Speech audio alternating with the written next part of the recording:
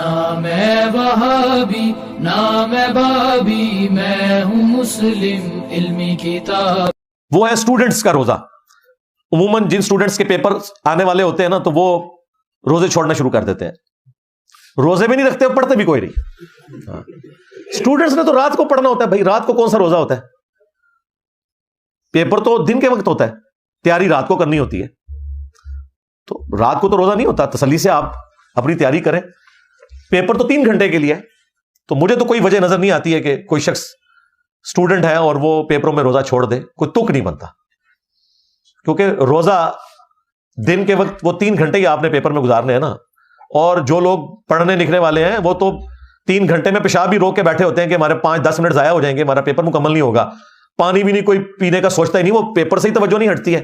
لہٰذا یہ کوئی سمجھ نہیں آتی جو لوگ کہتے ہیں ہمیں روزہ چھوڑنا پڑ جاتا ہے پیپروں کی وجہ سے۔ لیکن اگر کوئی بہت کیٹاسٹرافک کنڈیشن ہے تو وہ پھر اس کا اور اللہ کا معاملہ ہے، ہم کسی کو اس طریقے سے فتویٰ نہیں دے سکتے کہ وہ روزہ چھوڑ دے۔ 18 نمبر مسئلہ کہ میت کی طرف سے یا کسی بیمار شخص کی طرف سے کوئی دوسرا روزے رکھ سکتا ہے؟ نہیں رکھ سکتا بھائی۔ بیمار کی طرف سے آپ نے فدیہ دینا ہوگا، جو قرآن میں رپورٹ ہوا، مسکین کو 1 وقت کا کھانا کھلانا۔ بیماری کے عالم میں جو روزے چھوٹ جائیں اور خدا نخواستہ بعد میں آپ کے قریبی ریلیٹیو کی ڈیتھ ہوگی، تو وہ ڈیتھ سے پہلے جتنے اس کے روزے تھے ان کا آپ فدیہ دیں گے۔ بعض قریبی رشتہ دار کہتے ہیں چلے ہم رکھ لیں گے، وہ کہتے ہیں بخاری مسلم میں حدیث ہے، بالکل حدیث موجود ہے، لیکن اس حدیث کا فہم یہ نہیں ہے۔ وہ بخاری مسلم میں جو احادیث ہیں وہ ان روزوں سے متعلق ہیں جو منت کے روزے ہیں۔ وہ نبی علیہ السلام نے فرمایا کہ اگر کسی کے ذمہ منت کے روزے ہیں نا، تو اس کا قریبی رشتہ دار ان روزوں کو رکھے تاکہ وہ منت پوری کرے۔ وہ صرف روزے نہیں ہیں، منت کا عمرہ ہے، نظر و نیاز ہے، حج ہے، وہ قریبی رشتہ دار کو چاہیے اس کی طرف سے ادا کرے۔ لیکن جو فرض روزے ہیں ان کے بارے میں حکم نہیں، ان کے لیے فدیہ دے لینا کافی ہے۔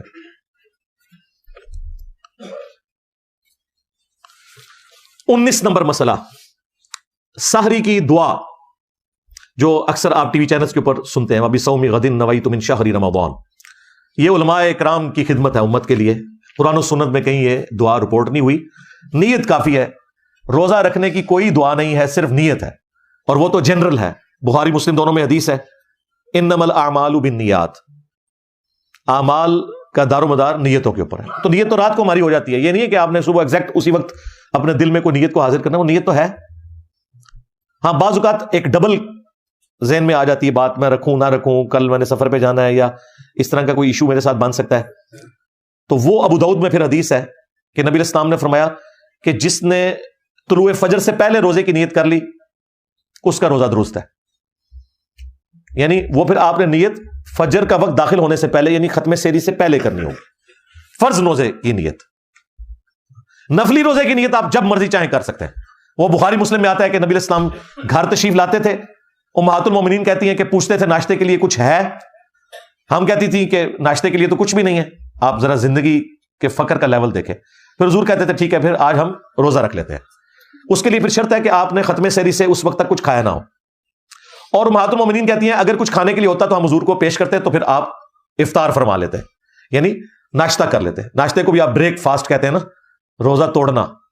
افطار صرف غروب آفتاب کے وقت نہیں ہوتا، دن کے وقت بھی اگر کوئی روزے کو کھولے اسے افطار ہی کہا جاتا ہے۔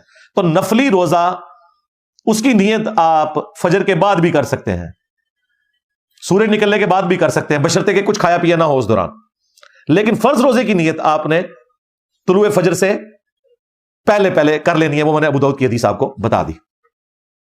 مسئلہ نمبر 20، افطار کی کیا دعا ہے؟ افطار کی دعا جو عموماً پبلک میں مشہور ہے، اللہم انی لک صمت وبک آمنت، یہ والی دعا جو ہے سنن ابی داؤد میں آئی ہے، لیکن امام ابو داؤد نے ساتھ لکھا ہے یہ مرسل روایت ہے، اس کی سند مکمل نبی علیہ السلام تک نہیں جاتی۔ لیکن جس دعا کی سند نبی علیہ السلام تک جاتی ہے وہ عبداللہ ابن عمر نے روایت کی ہے، وہ بھی سنن ابی داؤد کے اندر ہے۔ ذهب الظمأ وابطلت العروق وثبت الاجر انشاءاللہ، پیاس چلی گئی، رگیں تر ہو گئی، اور اللہ کے حضور ہمارا اجر پکا ہو گیا انشاءاللہ۔ یہ اس کا ترجمہ ہے۔ یہ ترجمہ ہی بتا رہا ہے کہ یہ دعا آپ نے افطار کرنے کے بعد مانگنی ہے۔ ویسے وہ وقت دعاؤں کی قبولیت کا ہے، وہ سنن ابن ماجہ میں حدیث موجود ہے کہ افطار کا جو وقت ہے وہ دعاؤں کی قبولیت کا وقت ہے، وہ آپ دعائیں ضرور کریں۔ لیکن جو افطار کی اپنی دعا ہے نا، وہ آپ نے افطار کرنے کے بعد، اس میں بھی پانی پینے کے بعد، کیونکہ اس میں الفاظ ہے رگیں تر ہو گئی، پیاس چلی گئی، رگے تر ہوگی اور اللہ کے حضور ہمارا اجر پکا ہو گیا. تو آپ نے اس وقت وہ دعا کرنی ہے. مسئلہ نمبر 21، کیا روزے میں بلڈ ٹیسٹ کروا سکتے ہیں؟ بالکل کروا سکتے ہیں. اس کی وجہ یہ کہ آپ جسم میں تو کوئی چیز پرماننٹلی داخل نہیں کر رہے بلکہ جسم سے نکال رہے ہیں.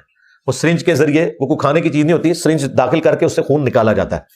لہذا یہ بالکل درست ہے.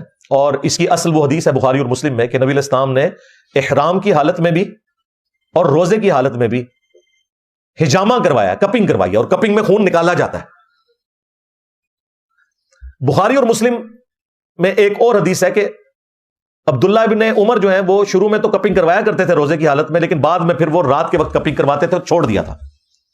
اور اس کی ریزن پھر بخاری اور مسلم میں انس بن مالک سے جب پوچھا گیا کہ کیا روزے کی حالت میں ہجامہ کروانا گناہ ہے، انہوں نے کہا نہیں، صرف کمزوری کی وجہ سے منع کیا جاتا ہے کہ کوئی شخص اتنا کمزور نہ ہو جائے کہ اسے روزہ کھولنا پڑے، تو اس لیے ادروائز اگر کوئی روزہ اس کے کھلنے کا مسئلہ نہیں ہے تو وہ کروا سکتا ہے. تو بلڈ ٹیسٹ میں تو اتنا سا خون نکلتا ہے، اس سے تو کوئی کمزوری نہیں ہوتی، لیکن اگر بلڈ ڈونیٹ آپ کریں تو اس میں چانس ہوتے ہیں کہ روزے کی حالت میں اگر آپ نے بلڈ دیا تو انسان بعض اوقات کمزوری کی وجہ سے بے ہوش بھی ہو جاتا ہے. تو وہ اگر مجبوراً کسی کو دینا پڑے تو وہ ایک روزہ یعنی توڑ دے، افطار کر لے اسی وقت اور بعد میں ایک روزے کی قضا دے دے. مسئلہ نمبر 22، کیا روزے کے دوران پیسٹ کیا جا سکتا ہے؟ ٹوتھ پیسٹ وہ بخاری میں موجود ہے، تعلیقاً امام بخاری لے کر آئے.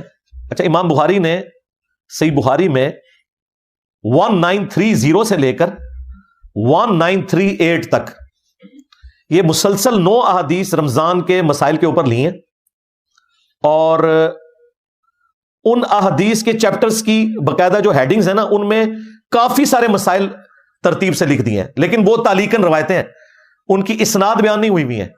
ان کی اسناد جو ہے وہ المصنف ابن ابی شیبہ کے اندر موجود ہے. ان میں سے ایک یہ بھی ہے کہ ایک صحابی کہتے ہیں کہ میں نے نبی علیہ السلام کو روزے کی حالت میں اتنی دفعہ مسواک کرتے ہوئے دیکھا ہے کہ میں اسے شمار بھی نہیں کر سکتا. یعنی روزے کی حالت میں بھی کوئی شخص مسواک کر سکتا ہے، اور ظاہر ہے مسواک کا بھی اپنا ذائقہ ہوتا ہے، یہ نہیں ہے کہ مسواک کا ذائقہ نہیں ہوتا. تو ٹوتھ برش بھی آپ کر سکتے ہیں، اس سے روزہ نہیں ٹوٹے گا. وہ جو ذائقہ منہ میں آئے وہ آپ نے تھوک دینا ہے، وہ حلق سے نیچے نہ لے کے جائیں تو روزہ کو نہیں ٹوٹے گا. اور بہتر یہ ہے کہ آپ ختم سحری سے پہلے کر لیں.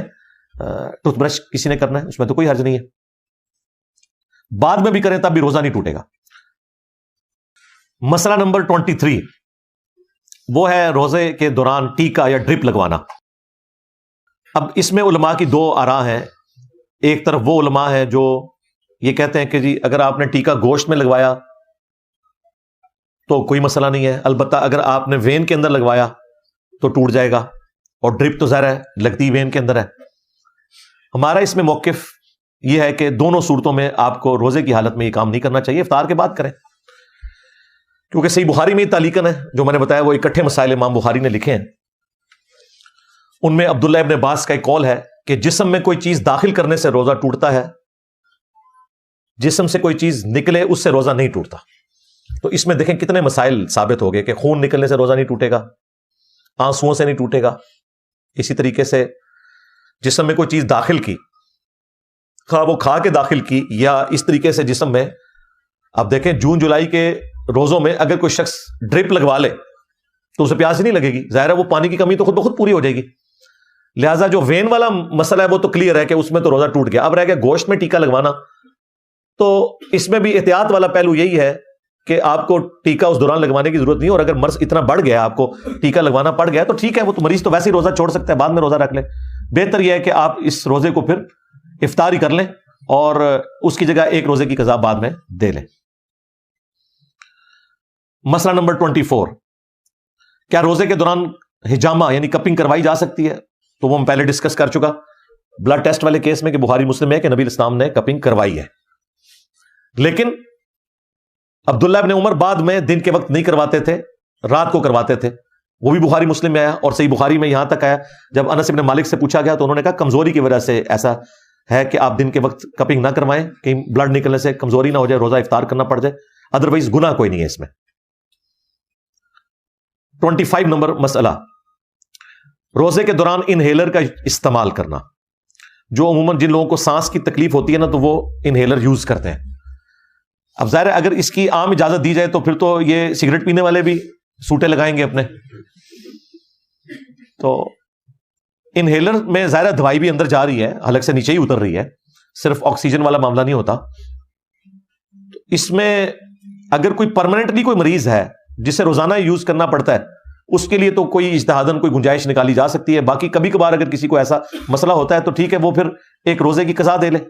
اور اگر پھر بھی وہ روزہ کنٹینیو کرنا چاہتا ہے، وہ یہ سمجھتا ہے کہ انہیلر سے روزہ نہیں ٹوٹتا، تو ایٹ لیسٹ جس روزے میں وہ انہیلر کو یوز کرے، ایک روزے کے ایکویلنٹ فدیہ، ایک وقت کے مسکین کا کھانا ضرور دے لے، تاکہ قیامت والے دن اگر اس میں کوئی پکڑ ہو تو آپ کے پاس چھوٹنے کی راہ موجود ہو.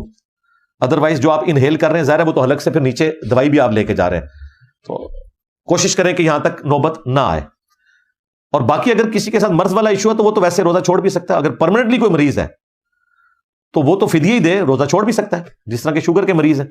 نام ہے وہابی نام ہے بابی، میں ہوں مسلم علمی کتاب.